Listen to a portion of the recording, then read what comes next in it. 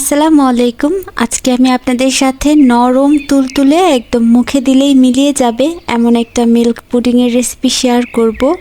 এটা বানানো এত সহজ যে যে কেউ এই মিল্ক পুডিংটা খুব দ্রুত বানিয়ে নিতে পারবেন। মিল্ক পুডিংটা বানানোর জন্য এখানে আমি 3 কাপ পরিমাণ দুধ নিয়েছি। দুধটা আগে থেকে জাল করে ঘন করে নেওয়া। এবার এর মধ্যে 1/4 কাপ পরিমাণ গুঁড়া দুধ দিয়ে দিলাম। দুধটা সাথে সাথে একটু মিক্স করে নেব, নয়তো অনেক সময় দলা পাকিয়ে যাওয়ার সম্ভাবনা থাকে।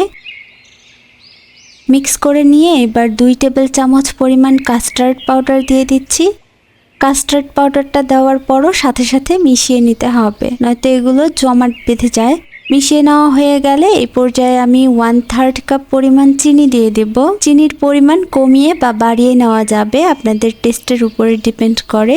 এবার এর মধ্যে দিয়ে দিচ্ছি 1/2 টেবিল চামচ পরিমাণ agar agar powder. Agar agar পাউডারটা মূলত পুডিংটা জমানোর কাজে ব্যবহার করা হয়, যেহেতু আমরা ডিম ব্যবহার করছি না। সবকিছু একসাথে মিক্স করে নেওয়া হয়ে গেলে চুলাতে আমি প্যানটা বসিয়ে দিয়ে এবার অনবরত নেড়ে এটার মধ্যে বলক আনিয়ে নিব। এই কাজটা অনবরত করতে হবে, নিচে ধরে যেতে পারে, যেহেতু আমরা এখানে কাস্টার্ড পাউডার ব্যবহার করেছি। খুব দ্রুত দেখবেন এটা ঘন হয়ে আসছে। আর এটা বলক আসার পর 2 মিনিটের জন্য জাস্ট আঁচ করে নিব। এটার কনসিস্টেন্সিটা এরকম থাকতে এটাকে চুলা থেকে নামিয়ে নিতে হবে। এখানে আমি একটা গোল মোল্ডে একটু ঘি ব্রাশ করে নিয়েছি, এর মধ্যে সেই মিশ্রণটা ঢেলে দিচ্ছি। এটা যে কোনো পাত্রে সেট করা যাবে, শুধু খেয়াল রাখবেন গরম অবস্থায় খুব দ্রুত এটাকে পাত্রে ঢেলে নেবেন, নয়তো পাতিলেই জমাট বেঁধে যাবে। তো এইভাবে আমি রেখে দিচ্ছি ঠান্ডা হওয়ার জন্য। ঠান্ডা হয়ে গেলে এটাকে আমি 3 ঘন্টার জন্য ফ্রিজে রেখে দেব নর্মাল চেম্বারে। প্রায় 3-4 ঘন্টা পর আমি এটাকে নামিয়ে নিয়েছি। আর এখন সাইড দিয়ে এভাবে একটু খুলে নিচ্ছি একটা ছুরির সাহায্যে। সাইডটা এভাবে ছাড়িয়ে নিয়ে তারপর একটা সার্ভিং ডিশে বা যে কোনো প্লেটে এভাবে উপুত করে ধরলেই কিন্তু এটা পড়ে যাবে খুব সহজেই, কারণ আমরা কিন্তু মোল্ডে ঘি ব্রাশ করেছিলাম। ঘিয়ের বদলে আপনি বাটার ব্যবহার করতে পারবেন।